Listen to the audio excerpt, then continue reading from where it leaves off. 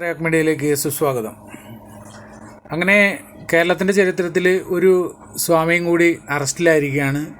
സ്വയം പ്രഖ്യാപിത സ്വാമി എന്ന് പറയേണ്ടി വരും, സ്വാമി എന്ന് പറയേണ്ടി വരും. സ്വാമിയാണോ അല്ലയോ എന്നൊക്കെ നമ്മൾ പിന്നീടുള്ള വിചിന്തനങ്ങളിലും കാര്യങ്ങളിലുമൊക്കെ മനസ്സിലാവും.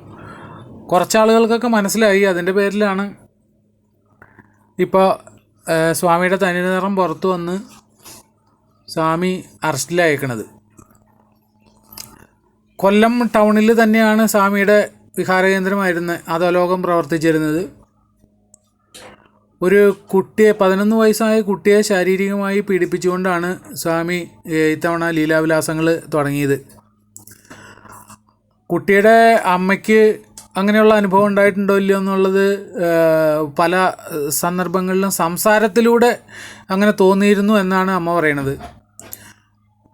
പിന്നീട് ഒരുപാട് പേര് വെളിപ്പെടുത്താത്ത വലിയ വലിയ ആളുകൾ അവിടെ വന്നു പോയിരുന്നു എന്നുള്ള റിപ്പോർട്ടുകളുമുണ്ട്. ഒരുപാട് സ്ത്രീജനങ്ങൾക്ക് തങ്ങളുടെ കുടുംബ പ്രശ്നങ്ങൾ തീർക്കാനായിട്ട് ചെന്ന് കഴിഞ്ഞപ്പോൾ ഇപ്പോൾ കുടുംബം പോകുന്നുള്ള അവസ്ഥയിൽ ഇത് പുറത്ത് പറയാൻ പറ്റാത്ത അവസ്ഥയിൽ ആളുകൾ മാറി നിൽക്കുന്ന രീതിയാണ്. കേരളത്തിലെ എല്ലാ ചാനലുകളിലും ഈ റിപ്പോർട്ടുകളൊക്കെ വന്നു കഴിഞ്ഞു.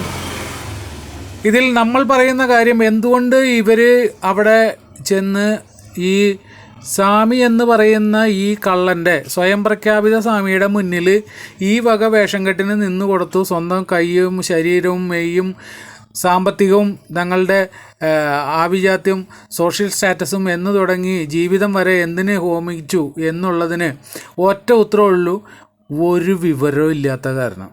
യാതൊരു വിവരവും ഇല്ലാത്ത കാരണം കൊണ്ടാണ് ഡബിൾ മീനിങ് പറഞ്ഞിരുന്ന ഈ സ്വാമിയുടെ അടുത്തേക്ക് ഈ കുട്ടീനെയും കൊണ്ട് ഈ അമ്മ ചെല്ലാൻ കാരണം. അങ്ങനെ ഒരു വഴിയും കൂടെ, ആ ഒരു തോന്നലും കൂടി നമുക്ക് വേണ്ടേ?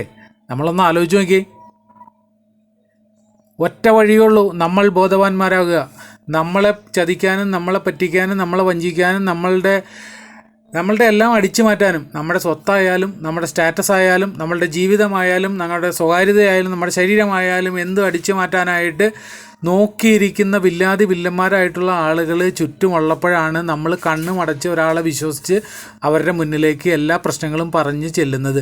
എൻ്റെ ഭർത്താവ് ഇങ്ങനെയാണ്, ഭാര്യ ഇങ്ങനെയാണ് എന്നും കുട്ടികളിങ്ങനെയാണ്.